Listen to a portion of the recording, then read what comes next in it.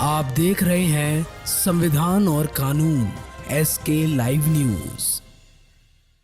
जगत गुरु शंकराचार्य स्वामी अभिमुक्तेश्वरानंद सरस्वती जी ने बिहार में सनातनी राजनीति का शंखनाद करते हुए गौ मतदाता संकल्प यात्रा निकाली है।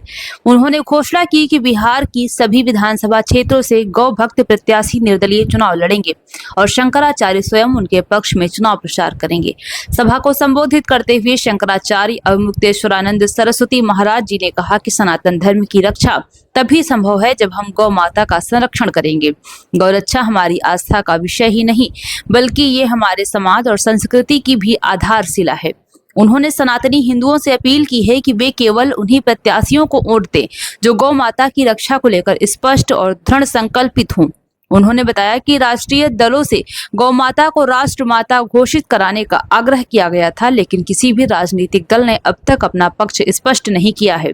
इसीलिए अब मजबूरी में बिहार विधानसभा चुनाव में गौ भक्त प्रत्याशी उतारे जा रहे हैं। शंकराचार्य जी ने ये भी घोषणा की है कि नामांकन प्रक्रिया पूरी होने के बाद औपचारिक रूप से उम्मीदवारों की सूची सार्वजनिक की जाएगी। कार्यक्रम आध्यात्मिक और सांस्कृतिक माहौल से परिपूर्ण रहा, जिसमें भक्तों ने शंकराचार्य महाराज जी के संदेश को श्रद्धा और उत्साह के साथ आत्मसात किया। लोग जो जानते हैं कि ये धर्माचार्य हैं, धर्म की बात कह रहे हैं, वो नहीं मानते। ये भाजपा के लोग प्रचार कर रहे हैं। वो क्यों प्रचार कर रहे हैं? क्योंकि हमारी जो बात है उसका उनके पास उत्तर नहीं है। वो कह रहे हैं कि ये प्रो कांग्रेस हैं, कांग्रेस की इनके बैकिंग है और ये आकर के हमारा विरोध कर रहे हैं। हम उनका कहाँ विरोध कर रहे हैं? हम कह रहे हैं गौ रक्षा करो, तो अभी गौ रक्षा करते हैं, हम क्या करेंगे? कांग्रेसी हमको कितना ही बल दे दें, लेकिन आज अगर घोषणा करते हैं कि गाय को राष्ट्रमाता घोषित किया जाता है, गौ हत्या बंद की जाती है, हम क्या करेंगे? कांग्रेस की नीति तो विफल कर सकते हैं एक चुटकी में, लेकिन क्यों नहीं करना है? हमको आप कांग्रेसी कह दे रहे हो, लेकिन ये बताओ कांग्रेस ये कह रही है जो हम कह रहे हैं? हम कह रहे हैं गौ हत्या पूर्णतया बंद हो, कांग्रेस कह पा रही है?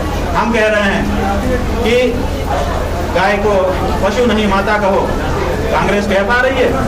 गौ अगर कांग्रेस के मुंह में ये जबान होती तो क्या बात थी? वो कांग्रेस सत्ता से बाहर ही ना होती। लेकिन कांग्रेस ने जब सनातन परंपरा को प्रोत्साहन दे रही है या फिर नुकसान पहुंचा रही है? अभी तक की परिस्थिति ये है कि सनातन निरंतर विखंडित होता चला जा रहा है। निरंतर उसकी कोई भी बात जो सनातनी भावना से कही जा रही हो उसको कोई भी सुनने को तैयार नहीं है।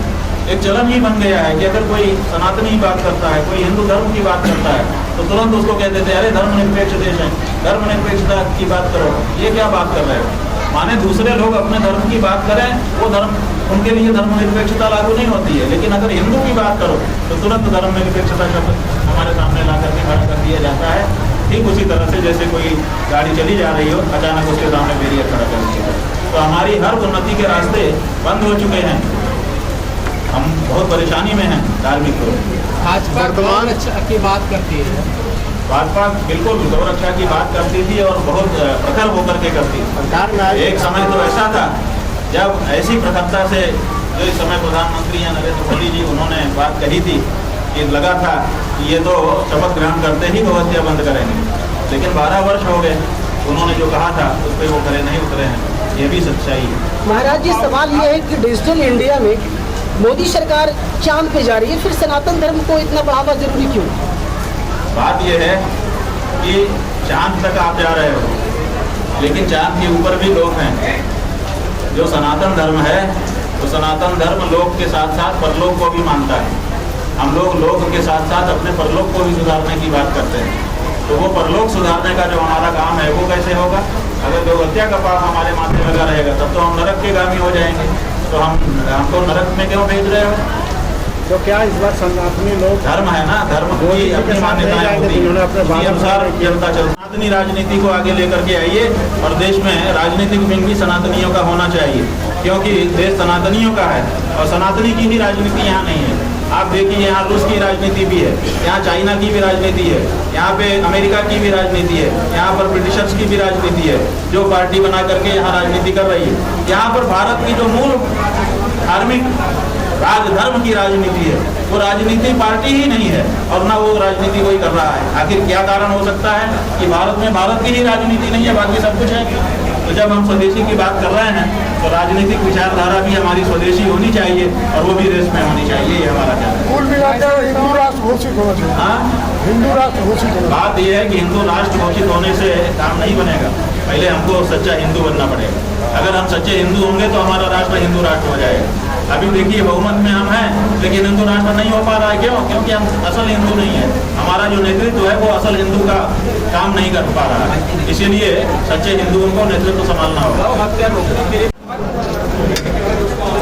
सर बताया जाए कि जो नवादा से आप शुरुआत कर रहे हैं, लोगों को गौ माता हत्या का जो लगा रहे हैं उस पर क्या कहना है? गौ माता की हत्या को शास्त्रों में बहुत बड़ा पाप बताया है। जो गौ हत्या करता है उसको तो पाप लगता ही है। जो गौ हत्या करने वाले को प्रकट या अप्रकट समर्थन देता है उसको भी गौ हत्या का ही पाप लगता है। इसलिए जब हम मतदान करने जा रहे हैं तो हमको इस बात का विचार कर लेने की आवश्यकता है कि कहीं हमारा वोट किसी ऐसे व्यक्ति को तो नहीं जा रहा है जो आगे चल करके गौ हत्या का समर्थन करने वाला है। अगर वो गौ हत्या का समर्थन करेगा तो हमको भी उसकी द्वारा की गई गौ हत्या का पाप लग जाएगा। इसलिए गौ हत्या से के पाप से बचने के लिए हम हिंदू जनता को जागरूक कर रहे हैं और कह रहे हैं कि पहले प्रत्याशी को देख लीजिए, अगर वो ऐसी किसी पार्टी का है जो गौ हत्या को बढ़ावा देती रही है तो फिर उसको वोट देने से आपको भी गौ हत्या का पाप लगेगा। इसलिए गाय के लिए जो खड़ा हो घोषणापूर्वक उसी को वोट दें। खबरों के लेटेस्ट अपडेट के लिए इसी तरह हमारे साथ जुड़े रहें और इस वीडियो को ज्यादा से ज्यादा शेयर करें।